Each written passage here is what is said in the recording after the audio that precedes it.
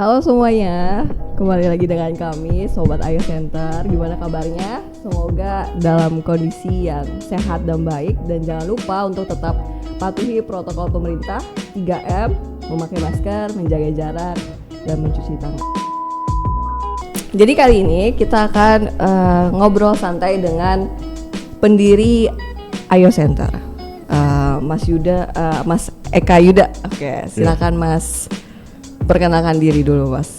Oke, nama saya Eka Yuda Mandira Prayoga, biasa disebut Yuda atau Aduy biasa panggilannya. Oh, Mas Aduy. Ya, biasanya itu. Oke. Kalau seandainya kayak ngomongin tentang Ayo Center sih Mas, kenapa sih Mas harus ada Ayo Center dan Mas kenapa harus menjadi advokat? Pertanyaan sederhana Pak untuk sesi pertama ini Mas. Ya, kenapa menjadi advokat? Memang pertama awal-awalnya itu memang kebetulan ayah saya itu seorang advokat, jadi ya mau nggak mau saya juga ikut menjadi advokat. Kalau dibilang apa namanya sejarah ya tadi ya. Iya, iya kenapa harus membentuk Ayo Center Mas? Iya, memang sejarah Ayo Center itu banyak lika-likunya. Awalnya memang kantor ini hanya kantor hukum Agus Prayoga, dan di mana kantor hukum Agus Prayoga itu sebenarnya telah bukan mencetak sih, maksudnya dari dulu nih kantor hukum Agus Prayoga tuh pernah banyak yang ikut di sini. Banyak sekarangnya advokat senior itu ya berawal dari sini juga gitu loh. Seiring berjalannya waktu, ketika usia Pak Agus ini tidak lagi muda, pada akhirnya saya dikasih amanah oleh Pak Agus untuk memegang kantor hukum Agus Prayoga waktu itu. Iya, betul. Cuma saya pikir kalau kantor hukum Agus Prayoga kan memang zaman dulu tuh dikenalnya orang-orang yang yang udah uzur lah, maksudnya udah tua semua. Akhirnya pas ketika kantor hukum itu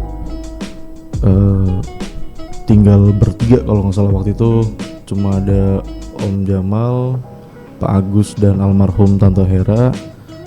Ya akhirnya mau nggak mau saya masuk, saya maju dan membentuklah kantor bantuan hukum Ayo Center gitu. Memang kan saya nggak menghilangkan nama Agus Prayoga, karena dia itu ya memang sosok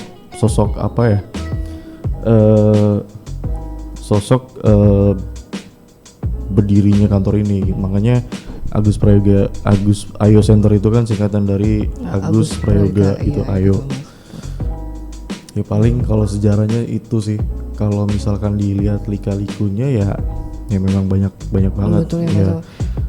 Untuk kendalanya mungkin hambatan ketika misalnya khususnya membangun Ayo Center ya Mas ya, kan tidak mudah gitu, khususnya untuk kantor bantuan hukum. Ya memang di kantor bantuan hukum ini juga kita sering beberapa kali ganti personil. Dulu memang anak-anak mudanya banyak, terus mungkin mereka ini sudah bisa bikin kantor sendiri, yang pada akhirnya ya mereka bikin kantor masing-masing dan baru-baru lagi. Dan sekarang ini ya lumayan lah, maksudnya walaupun belum cukup lama, tapi saya kira yang sekarang ini lebih kompak lah. Iya betul Mas, betul baik Mas. Lalu mungkin ada harapan untuk kedepannya Mas, terkait mungkin kedepannya harus seperti apa? Mengingat kan kita banyak tantangan yang harus kita hadapi gitu loh Mas. Sebenarnya kalau dibilang harapan sih banyak banget ya, banyak banget harapan-harapan yang memang ada dalam diri saya. Tapi saya lebih suka ya harapan itu ya kalau bisa sih satu visi dan satu misi dengan yang lain juga. Memang berkembangnya zaman ini tidak menuntut kita supaya kita juga ikut mengikuti perkembangan zaman itu gitu loh. Jadi ya mungkin bisa dengan podcast atau dengan media sosialnya gitu. Betul Mas, betul. Mengingat dengan banyaknya personil yang hadir saat ini ya Mas ya, kira-kira apa pesan Mas untuk kami misalnya, untuk kami yang sedang ada di bawah naungan Ayo Center gitu Mas? Sebenarnya kalau pesannya dari saya pribadi sih ya, memang kalau jujur aja namanya juga kantor hukum itu tidak untuk mengelola kantor hukum itu tidak mudah. Ya, tidak mudah. Makanya yang selalu saya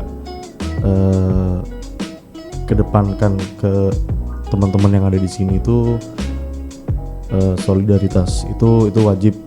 Jadi saya itu lebih seneng namanya solidaritas.